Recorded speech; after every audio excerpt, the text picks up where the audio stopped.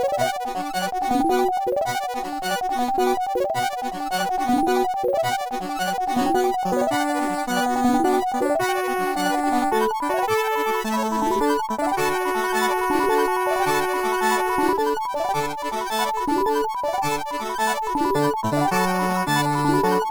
back, everyone. It is time for Action Reaction, our action movie podcast, where we are talking about our favorite action movies. I am Zane Simon. I am joined by Troy, and each week, obviously, we are choosing.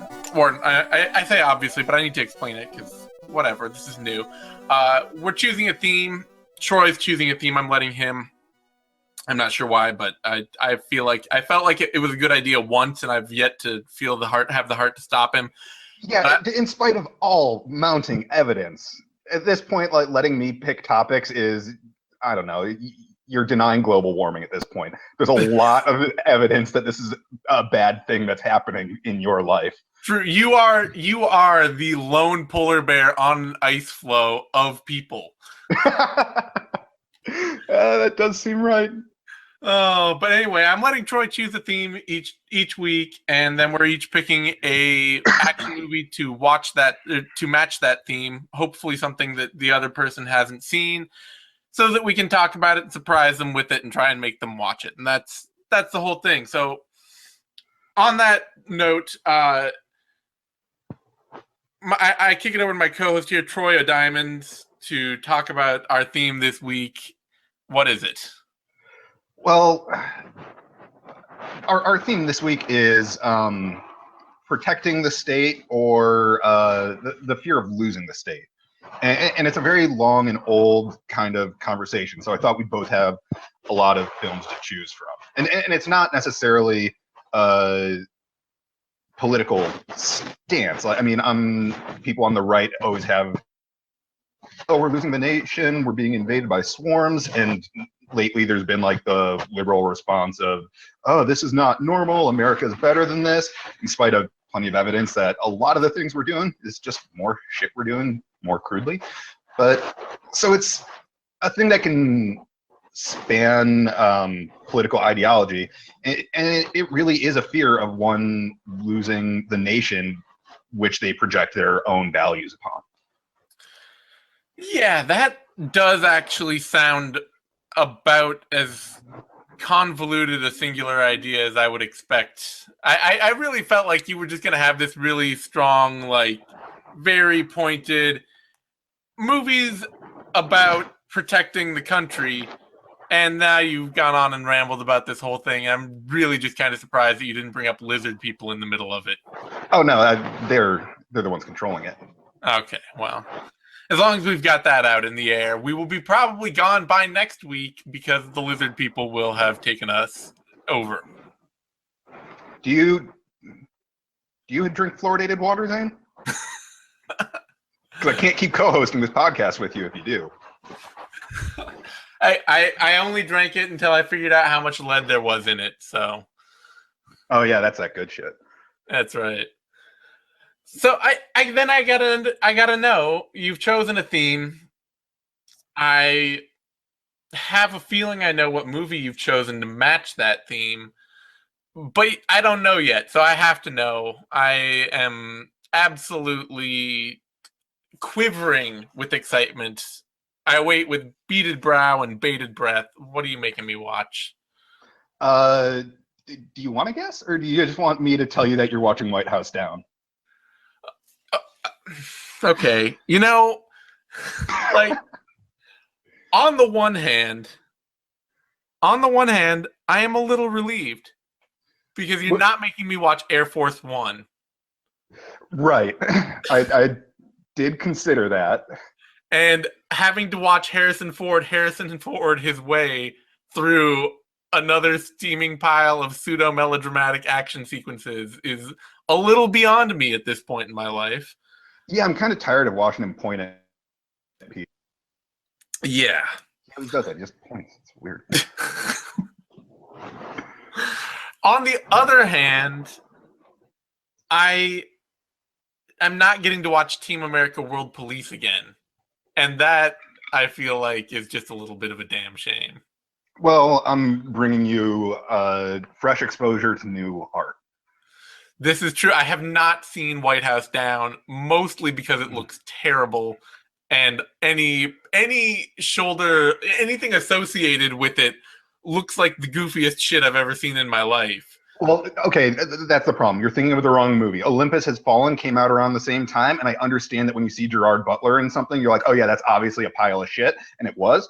So, but we're talking about White House Down. This is a movie where Channing Tatum is security for the Speaker of the House. Maggie Gyllenhaal is some security policy lady. James Wood, boss and retiring, and Jamie goddamn Foxx gets to be the president. I need to tell you, Jamie Foxx aside, I'm looking at the poster for this, and it does not inspire any more of my confidence. But Jamie Foxx aside, White House Down and Olympus Has Fallen are only separated by 0.1 percentage points on IMDb. And can you guess which one got the higher one? Obviously, White House Down. No. No, it's fake news, buddy. Although White House Down does get a 2% higher rating on Rotten Tomatoes.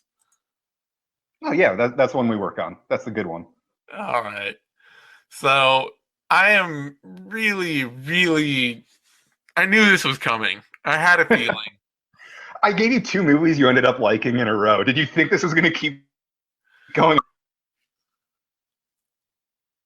What did you expect? What did you expect from me? What did you expect from this show?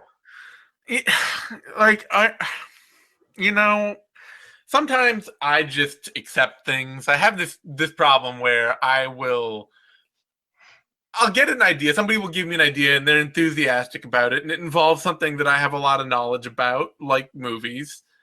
And I say, yeah, I'm down for that. And as it slowly catches up with me and the reality of this situation that I've put myself hits fully, I don't want to say no to people. I don't want to be heartless. I don't want to be cruel. I don't want to cut you off. And so it's not you, it's me, but we have to end this podcast discussion. Is this happening on air? No. It's more like I thought we were going water skiing, but it looks like I'm just going to get dragged behind this truck for 50 miles, and I don't want to tell you to stop, but man, well, you should have brought not what I skates, signed up for. You should have brought some roller skates. Yeah, that's kind of where I'm at right now. So, okay, obviously the preservation of the state angle is not going to be hard for you to find in this movie, right? It must be a pretty strong. Yeah, I mean, like, let's just jump in right where this movie starts getting really going, and the Capitol gets bombed, and the White House is on lockdown, and for some reason, there was a reason that Channing Tatum was there with his daughter, and they get split up, and now she's a hostage. That's essentially where we're set up here. Wait, so he's a security man, and he brought his daughter to, like, take your daughter to work day. No, they were just going on a White House tour because she really likes politics. But isn't he like Secret Service? Earlier, you see him trying Hall telling him he's too spastic for it. Oh, okay. So he just got fired, and now he's just kind of kicking around. No, he just has like a low-level security job for like the Speaker of the House. Like he picks him up in the morning and shit like that. Okay. But that said, I do want to establish something because this movie draws a lot on one of the classics. Have you maybe heard a story of a struggling cop trapped in a building overtaken by terrorists trying to rescue an estranged female family member who they took hostage? You know any movies like that? You know any Die Hard movies, Zane? Have you watched Die Hard? Because this is a goddamn Die Hard. It's so good. Okay. I've seen Die Hard, and I'm glad you stamped all over that and trampled it like the crazed rodeo clown that you have a habit of becoming. Because I was trying in vain to think of another cop trapped in building saving family member hostage movie to suggest other than Die Hard, and it just I know there's one out there. I know there's something really obvious that I could have clicked on had I done a little more prep, but I didn't have it. So I saw you were struggling. I was trying to save the show, man. yeah. Well, you both pull me up and push us down together. That sounds right. So, yeah, long story short, there's a whole thing going on. Chance McTates gets away.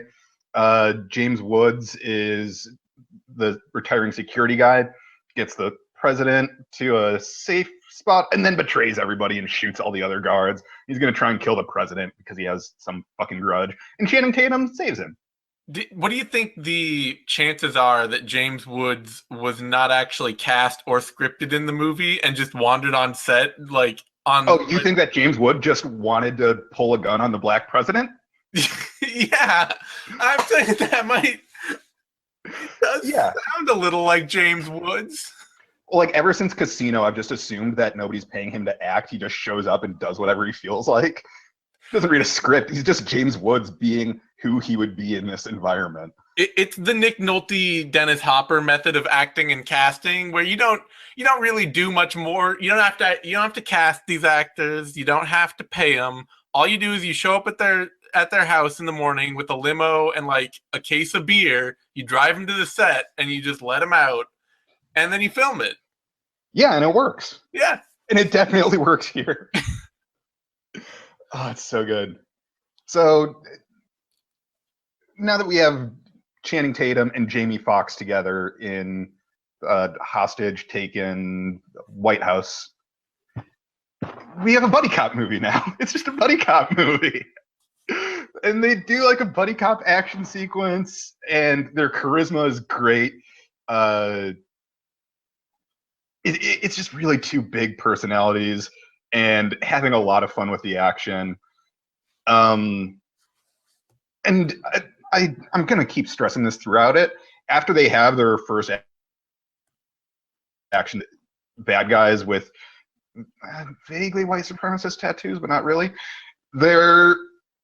we have a shot of Channing Tatum wearing just a white undershirt, taking weapons off of a guy that he just killed, saying, "Thanks, asshole," and Jamie Foxx rolling up right afterwards saying, "Merry Christmas," and giving him some more stuff. Like, this isn't a wild theory. This is Roland Emmerich. I forgot to tell you this is a Roland Emmerich film. Just making his Die Hard. Oh, God. Yeah, So, part of this, too, has to be to go with the fact that I feel like a lot of Jamie Foxx these days is just like, there's like dramatic Jamie Foxx, and then there's just Jamie Foxx plays a guy. It's like Jamie Foxx is just on screen smiling and flexing. Yeah. I mean, that's essentially the summary of his late career. Yeah.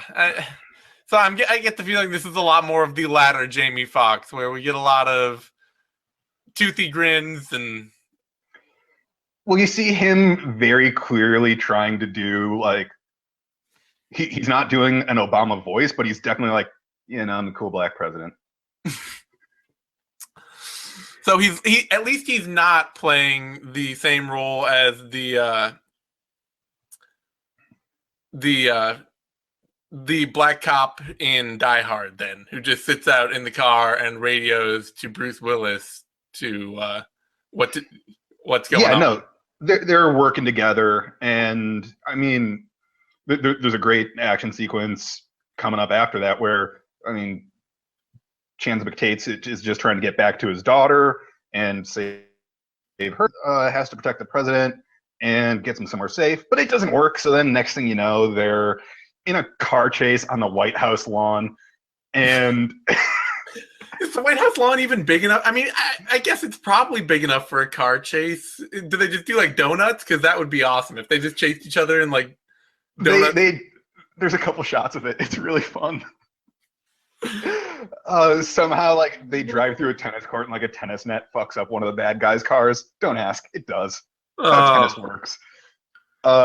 You have the president grab a rocket launcher, because they have a rocket launcher in the security car, and then he shoots the rocket launcher and he drops the rocket launcher. And like, he has to be the one, because Channing Tatum's driving, obviously. Obviously. Yeah. Okay. He's Man, protecting the president.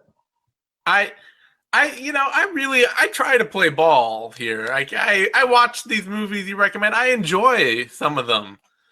You're really not selling me on this one at all. I feel like this is going to be pain.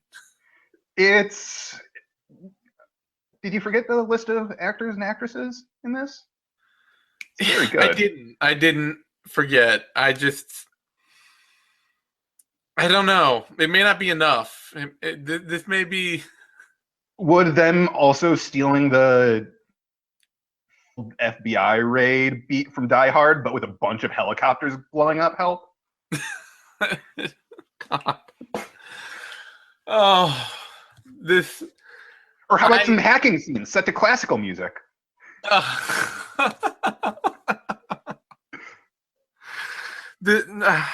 Okay, yeah, no, man.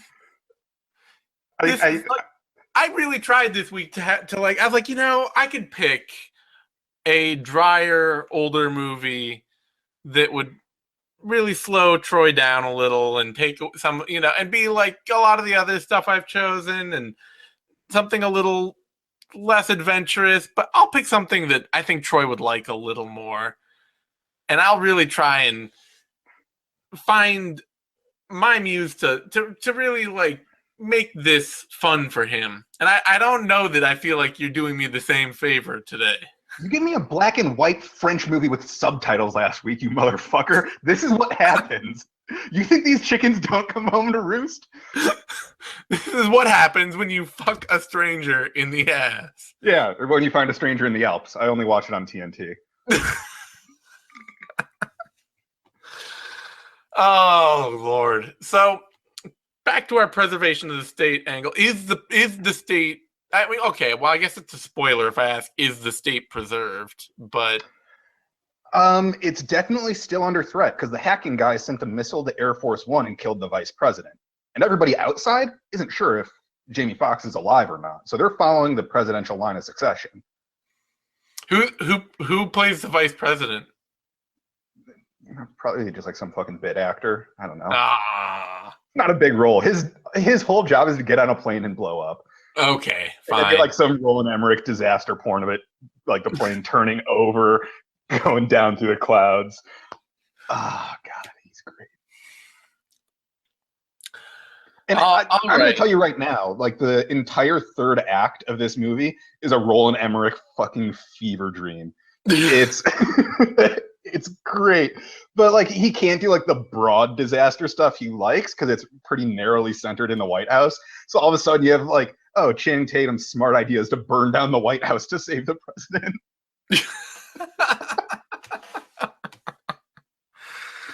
Oh man. And also keep in mind that as this is happening, if he doesn't save Jamie Foxx, it's his old boss who's going to be the president. That's the way the line of succession goes. He's just all tied up in this. So does he like his old boss enough to accept that? Is that like a subplot that he hates his boss?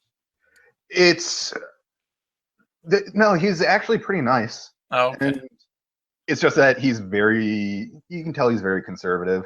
And a big part of this is Jamie Foxx is like, oh yeah, no, these are some people from the military-industrial complex who are sad that I'm actually de-escalating wars in the Middle East. And then later he says that he likes drone strikes, so it really is an Obama.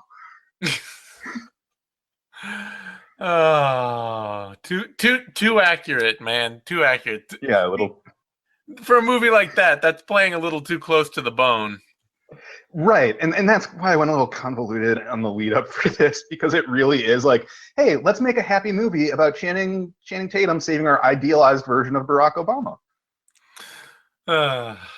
All right, so anyways, I feel like, do you have any final points before we get to what you're watching? I just want to finish it off with the ending. We find out that the bad former Channing Tatum boss guy, he orchestrated the whole thing. He just wanted to be president so he could start more war and get war bombs. That's it.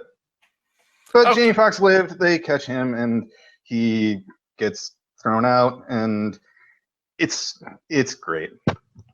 You're gonna love this movie. So the end of it all is that the state is preserved by replacing the cool president with a more militaristic president.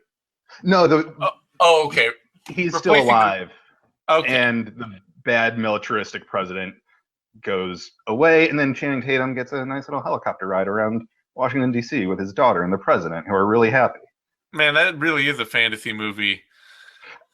Yeah, I mean, there's also one great part where I'm pretty sure it's James Wood is trying to force Jamie Foxx into signing something earlier in the movie, and it's just like, yeah, no, sign this authorization for war. He's like, the pen sword, and then as soon as he turns his back, Jamie Foxx stabs him with the pen and goes, "I choose the pen." Amazing. Okay. I don't tell me anymore because I'm already having trouble with this one. Oh, you're gonna love it. More, I'm just gonna check out all entirely. You are gonna love this movie. You're gonna love it as much as I like subtitles. Son of a bitch. So what'd you do, Zane? What'd you bring this week? I brought for you The Parallax View, which is a 1974 movie. I realize it's not modern, but it's cool. By Alan J. Pakula, who made All the President's Men and one of my personal favorites, Klute, which is a cool mystery detective-y kind of movie that I'm... Okay. You probably will... Someday you'll see it, but probably not out of this because it's not really an action movie. But Parallax View is pretty much just a Warren Beatty vehicle, if you've seen any Warren Beatty movies at all. Wasn't he in Dick Tracy? He was in Dick Tracy, yes. Yeah. So you've seen Dick Tracy. Okay. I've seen part of it. Okay, you've seen part of Dick Tracy. I've seen, yeah, so I'm very familiar with his entire catalog. There you go. So it features Warren Beatty at the height of his Warren Beatty-ness. And it's in the 70s, so everybody has this huge 70s hair. And I'm going to say right off, the huge 70s hair that Warren Beatty has makes him look a little bit like Rick Moranis' cooler older brother. Okay. I mean, yeah, I guess Rick Moranis would have a cooler older brother. Exactly, yeah. Who made Rick Moranis that way. Exactly. He's the dude he's the reason that Rick Moranis is the way Rick Moranis is. Yeah, he's the guy who beat Rick Moranis with a Hot Wheels track. That's right. So Warren Beatty, as Rick Moranis' older brother, plays this investigative reporter, Joseph Frady, who finds out, or who witnesses, or who an associate of his, actually, I should say, it's a little convoluted at the beginning. An associate of his witnesses this politician get executed in an assassination. Oh boy! In the Space Needle. We're talking like 4 minutes in, dude gets shot in the head in the Space Needle, and then they have a fist fight on top of the Space Needle from which the dude falls off to his death. God, that sounds really cool, but at the same time, I started my reaction when you thought you were going to stop with in space. Yeah, well. But no, I'll readjust my expectations. I'm down for a rooftop fist fight. Yeah. On the Space Needle. It's on the Space Needle. It's not even a rooftop. It's like on top of a needle in space. Not really, but whatever. Well, It seems like a little bit of a, like, how many angels can dance on the head of a pin? In this case, it started at 4, but it was only 3 could because one of them fell off. Anyway. Okay. So, years after that assassination attempt, one of his colleagues, Warren Beatty, Joseph Frady's colleagues that was there, comes to him and is like, somebody's trying to kill me. All these people that were at this event that saw this dude get assassinated have all died. He's like, whatever, right. Those were all accidents. No, everybody knows those were all accidents. Accidents happen all the time. Very hot fuzz kind of, murder kind of thing. Yeah. I mean, sometimes bad things happen, and we need to accept that. Exactly. Like this podcast. Yes, like this podcast. Sometimes bad things happen to good people, being you happening to me. Right. But he dismisses her, and almost immediately afterwards, she winds up dead of a drug overdose. She shouldn't have been taking those drugs. And he, at this point, he's starting to turn the wheels a little and be like, wow, maybe all these people who are at this event that are dying constantly aren't all having accidents. And he decides to investigate. And he goes to this small town out in the middle of nowhere where there's like one of the remaining people that was at this thing and who's gone missing. And immediately gets into a fist fight in a bar room because he does the classic trick of going into a bar and ordering a glass of milk. And somebody immediately is like, I thought you were a man, but I can see that you're just a woman. And Yeah. There's a great moment, one of my favorite moments in this where he said, Warren Beatty turns to the guy and says, that's right, I am a lady. And the guy puts his hand on his shoulder and he says, don't touch me unless you love me. And then he punches him. That's pretty good. It is. I mean, and anyway, not to get too far afield here. The major overview is that this investigative reporter, Warren Beatty, gets sucked into this program that is turning hyper-aggressive psychopaths to tie last week's movies together, Seven Psychopaths and Troy and Diamonds together. He gets sucked into this program that's turning psychopathic men into government assassins. That sounds in America. Yeah. And they're picking off and killing populist presidential candidates. Do we need to hide Bernie? Do we need to hide Kucinich? Is that where this is going? That is exactly where this is going. Is hide your Bernies, hide your Kuciniches. Okay. No. Yeah. I mean, it's not hard to hide Kucinich. He's so tiny. Oh. You just put him in a little cupboard. So, Warren Beatty, he decides, I found this secret program. I'm going to fake the test, pretend I'm a psychopath, and I'm going to get hired on as a killer to expose it all. All right. And so he enters the program, and he, in the meantime, he defuses a bomb, or like he stops a bomb on an airplane. How do you just stop a bomb on an airplane? He passes a note to one of the flight attendants saying there's a bomb, and they turn the plane around and. Oh. Yeah.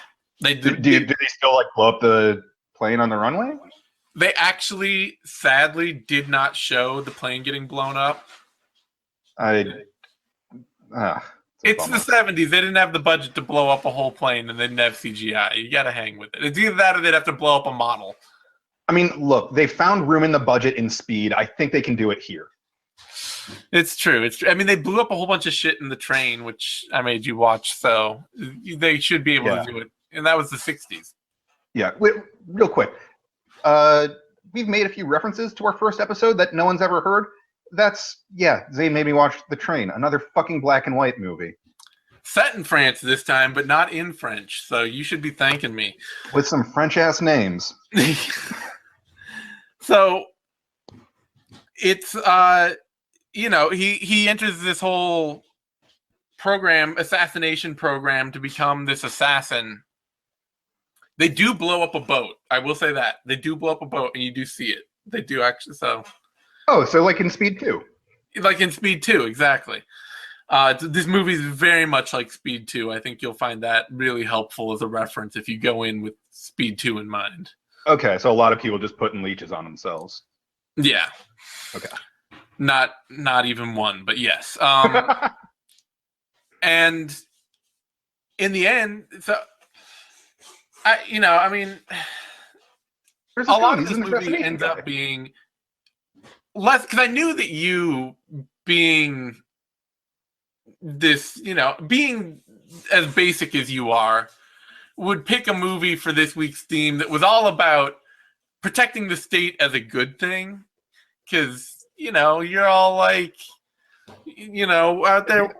I'm all Chance McTate'd up. Exactly. You're all Chans McTate'd up. You're buying the propaganda. You're, first in line to sign up for whatever program it is. Especially welfare. Especially if it's welfare. And unemployment, all that good shit, man. All the best programs. Yeah, veterans pension. I'm stealing valor out here. I think you actually have to fight in a war to get a veterans pension or marry a soldier. You'd be surprised. They don't read the forms very carefully. Oh, Lord. So I wanted to choose something that was a little bit more like preservation of the state as conspiracy. I'm out there to fight the lizard people. I'm out there for the truth tellers, for the real patriots and the real citizens out there, the woke peoples of America. And with a movie that's really about preservation of the state as a means of control and preserving itself from populist threats like Bernie Sanders. Okay. I mean, yeah, it does that really well already.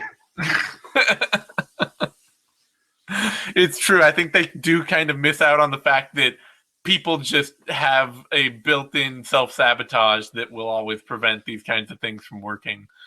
Yeah. You don't actually have to assassinate beneficial politicians. Right. I mean, you assassinate civil rights leaders, not the politicians. It's true. But so the overarching thing of this is, that the real kind of sad part of this is that Frady, Warren Beatty's character, he really doesn't understand just how deep the organization he's entering goes, because he thinks like, oh, it's not involved with like the CIA or the government directly. They can get a little bit of complicit action, and meanwhile this private corporation can do all the work, and I can infiltrate the corporation and all that. But it goes all the way to the top? Well, goes all the way to the Illuminati? It goes all the way to Jay and Beyonce?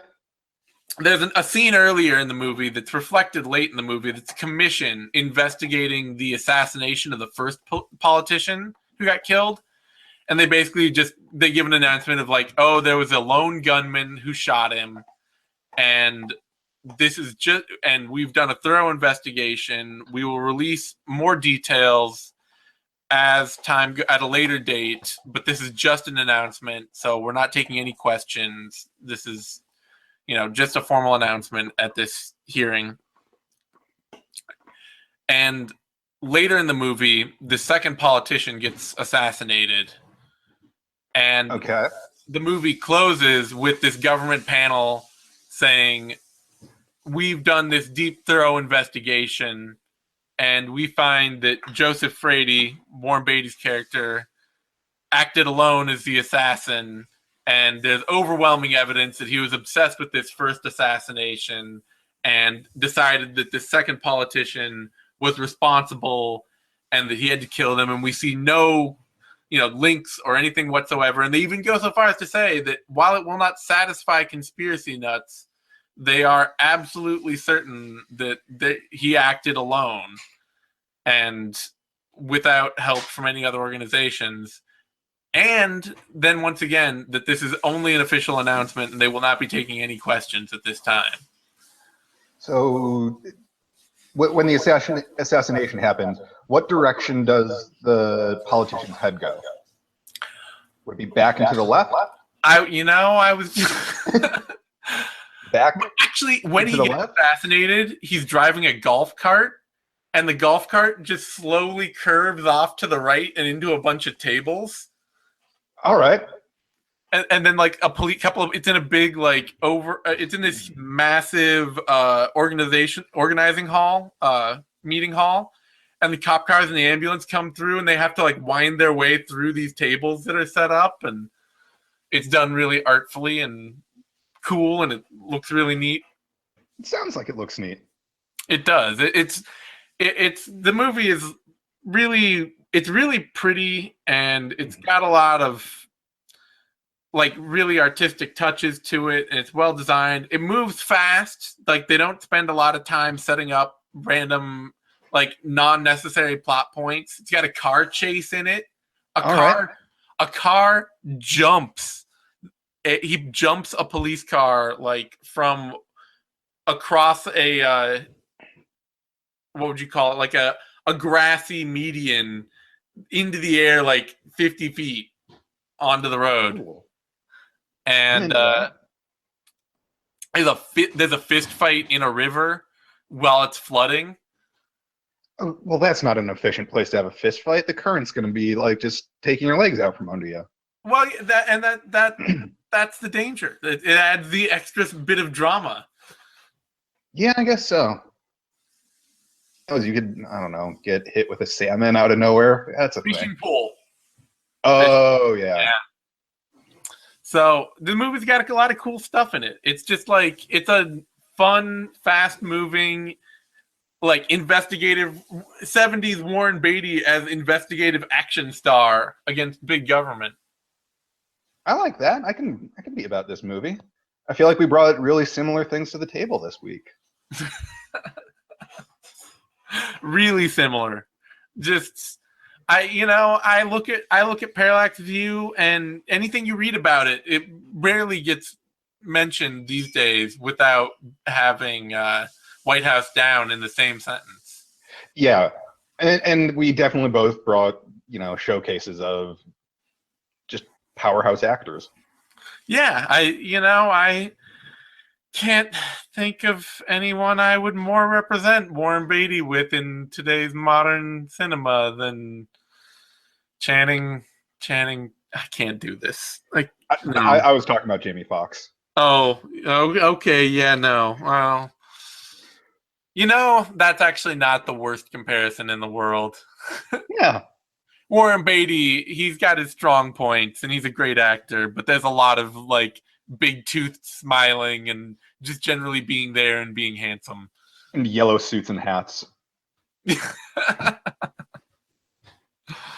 Less yellow suit and hats, but his hair is glorious. The 70s hair is glorious. So there's one thing I want to bring up in this movie, because I think it will amaze you, and if it doesn't, then I can only assume it's because you are a agent of big government. Okay. And so in the movie, in the scene where Warren Beatty gets on the plane to try and stop the bomb from blowing up, to stop the plane from staying in the air too long and the bomb from blowing up, he gets on this flight at the airport. He goes on, gets on the plane, and he's sitting in his seat on the airplane, and the stewardess comes up to him and says we're overbooked. No, yeah, that's what she says. We're overbooked, and the security pulls him off and smashes his face into an armrest, and then everybody cheers and says that he should have known his role and followed instructions like a good boy. Yeah, that's airport law. Airport law, yeah. But no, he says, "Oh, I don't have a ticket. I need to buy one," and she sells him a ticket on the plane like it was nothing. Like, this isn't set up in the movie like an amazing thing that like he did because he's an awesome action star or something. How? This was just a thing that people could do in the 70s, is walk on a plane and in midair just be like, "Oh yeah, here's $70. I'll buy a one-way ticket." Like the fucking conductor on a train stamping people's weekend pass? Yes. What is going on? I know. Wow. What the fuck? Exactly. I can't believe it's one of the things like, I've never seen it anywhere else. I've never seen it talked about, but the way they play it off in this movie, I have to assume it was just a thing you could do. You could just get on a plane and then be like, "Oh, I need a ticket for this plane. Here's $70. That shouldn't be a thing. Like, I'm not down with security theater, but I'm down with security. Jesus Christ, man. How are we not all dead? How did we not all die every time in history. The world's always been on fucking fire, and we should be all in a crater, and that's our best hope. Best message for survival is everything's always been terrible. Yeah, pretty much. The other thing that's in this movie that I think you will enjoy too is that it has a psychopath slideshow in the middle of it. That's this extended photo montage set to music that starts out with these buzzwords of like home, love, family, honor, and all Drugs. showing like all these nice photos. And then as it goes on, the photos get like worse and worse and harsher, but all the buzzwords stay the same. And in the meantime, Warren Beatty's in this chair, like with all this bright light, Clockwork Orange style, strapped in with like his hands on these little pads. And they're basically just trying to determine whether he's angry and aggressive enough that these images resonate with him as the message stays. Are you testing me?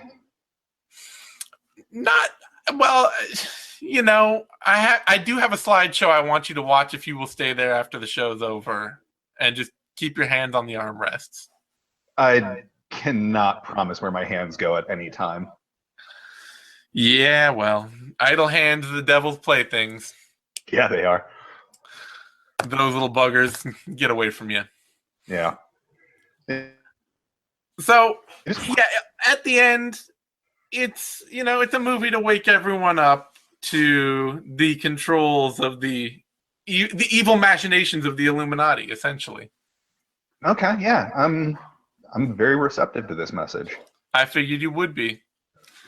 I mean, I know that you, as somebody who really loves government, and as people like you who tend to, you know, really love big government are, you're weak-willed enough that if I can open your eyes to the truth, I know you'll just accept it wholeheartedly. And yeah, but if there is either what you're offering as the truth or Channing Tatum in a tank top, man, gotta tell you.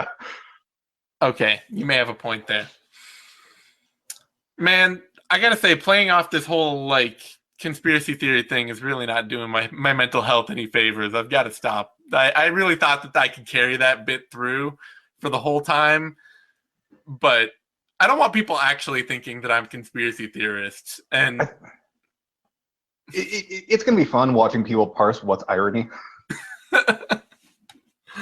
There's always that entertainment. It's the internet. So there's always going to be somebody out there who's like, hey, here's this video. I know this will really resonate with you after what you said on your show.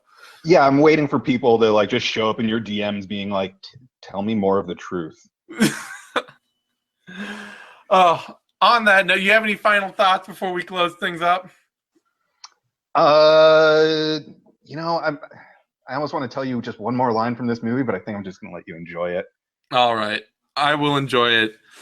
I feel like there was one more line that I wanted to say from this as well. Oh, yeah. One line you have to know from this movie. The only line you really have to know. A martini is like a woman's breast. One ain't enough and three is too many. Disagree. Strong disagree. Your love of Total Recall immediately shuts that down. Yeah. All right. On that highly classy note, you can find me on Twitter at These Anytime. You can find Troy on Twitter at PDLMMA. We will be back in just a few days with our reaction episode. And we are going to talk about how much we love America. And we are going to talk so much about how much we love America. On that note, everyone, you will hear us next time. We will not see you